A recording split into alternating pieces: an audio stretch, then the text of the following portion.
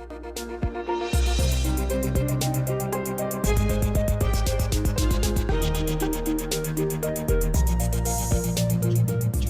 a very good morning and welcome to New York Viewpoint. I'm Ken Rosato. Today we bring you the Lexington School and Center for the Deaf, which was founded in 1865. We also have with us Mark Morris Dance Group, which is celebrating its 30th anniversary. But first, for the past 90-plus years, the New York Urban League, one of the nation's oldest civil rights organizations, has been helping underserved New Yorkers improve the lives for the better.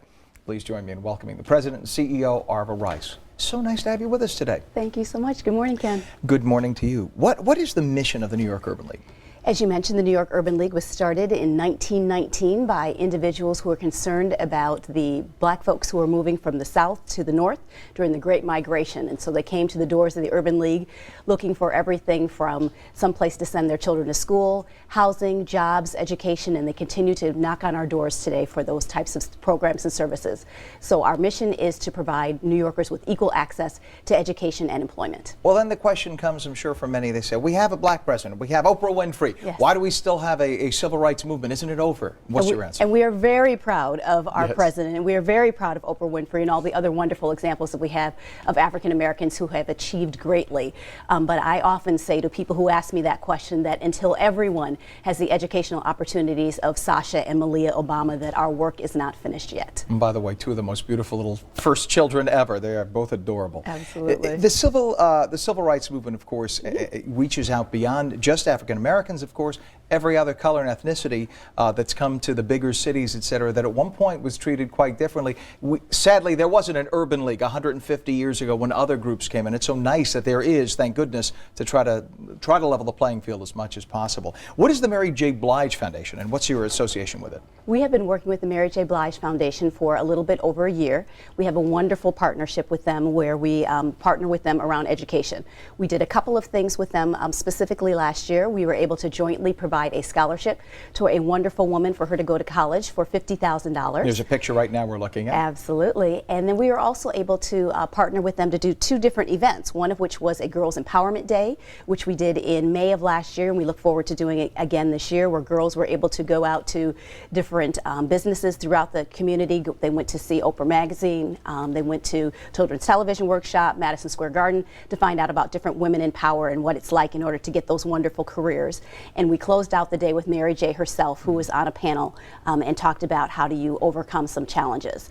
And so that was one thing that we did with Mary J. Blige. And the second thing is that we did our classic, our Whitney M. Young Football Classic, that takes place every September at the Meadowlands. And Mary was there at halftime to present that scholarship that I talked about to Miss Rosato. And we had a wonderful day with her, and all of our Whitney M. Young scholars were able to meet Mary J. Blige. That's awesome. What a very special occurrence. And you see Mayor Dinkins there as well. Yes. Well, what is the education and employment agenda? Tell us about that. The education employment agenda is vast and varied. And what we're really looking to do this year is we did a survey last year in December, and we talked to a number of different New Yorkers. We did a survey by using the internet, and then we also brought individuals together during our annual meeting, and we said, what are the top issues that are facing African American New Yorkers when it goes into education and employment? And we heard back from them, and the number one thing that we heard was that individuals were interested in getting parents more engaged in the lives of their children, particularly around education. And so we'll be launching a parental engagement agenda. We'll be doing a publication in conjunction with the Daily News, and that publication will be available to all New Yorkers, and we'll also be doing a parent academy with education around that. And then we'll also be working on the jobs front. Jobs, jobs, jobs. That's what we're talking about both at the New York Urban League as well as our National Urban League, which has been around for a century. And we'll be focusing on providing jobs for New Yorkers. What is the difference you find, getting back to the parents with education, what is the difference you find when you have parents actively involved in their children's education versus not so much? Well, the research is resoundingly there that when parents are engaged, that young people do better in school. That they're actively engaged and they have better educational outcomes. And you believe that extending the school day and/or the school year would actually help education more? Absolutely. We have such a fall off during the summer. Young people do not engage, they're not reading, they're not developing and increasing their vocabulary, and so it's very important for us to extend both the school day as well as the school year. So now, why the express interest, if you will, in doing a little extra preparation for those who may appear underprepared? Because I know even myself, when I would go to school, talking about the summertime, you go to school in the fall, it always takes a few weeks to get up to speed, but not everybody has that. They need that little extra boost, correct? Oh yeah, and it's very important right now. When you look at the number of job loss here in the city, we've lost jobs in government, we've lost jobs in construction, and we've also lost jobs in manufacturing.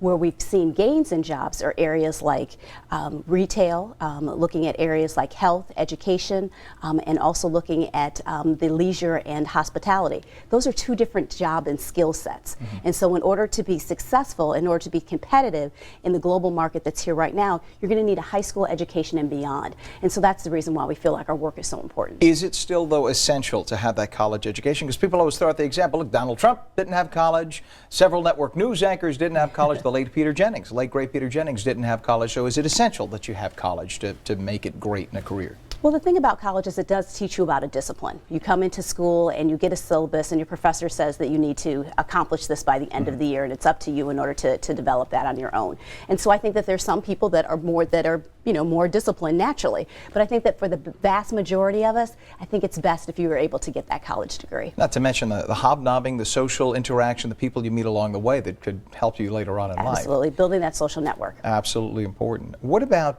the future? What would you say the biggest challenges will be in the future?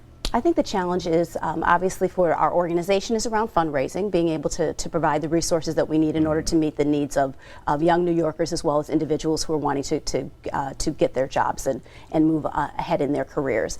I think that in a global marketplace that our young people need to be better readers, they need to be better writers, they need to be better analytical thinkers, and unfortunately those aren't the skills necessarily that people are getting in public schools right now. And so being able to provide individuals with the support in order that they can be critical thinkers and active citizens is our challenge. How has this economy impacted fundraising? Well, it's definitely been a challenge. I think that I have a lot of appreciation for those New Yorkers who are of means and continue to give in order that we're able to do the work that we do. What would you say it is that gives you most hope at this point? Oh, I think that anytime I see a picture of the Obama family, I'm encouraged and excited and inspired to do more and to do better. Arva, it is such a pleasure to have you here. All the best to you with your fundraising and all the other things you're working so very hard with the New York Urban League at achieving. Nice to have you here again this morning. Thank you. We're coming right back with the Lexington School and Center for the Deaf. Please stay with us.